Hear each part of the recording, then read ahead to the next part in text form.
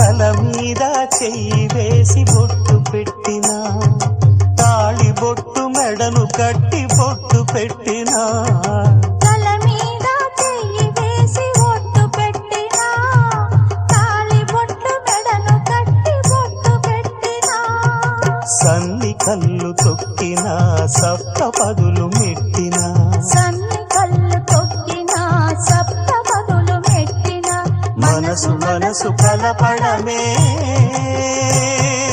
మంత్రం పరమార్థం.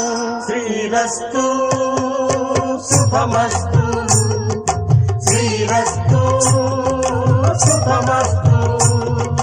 శ్రీకారం చుట్టుకుంది పెళ్లి పుస్తకం, ఇక ఆకారం దాచుతుంది కొత్త జీవితం.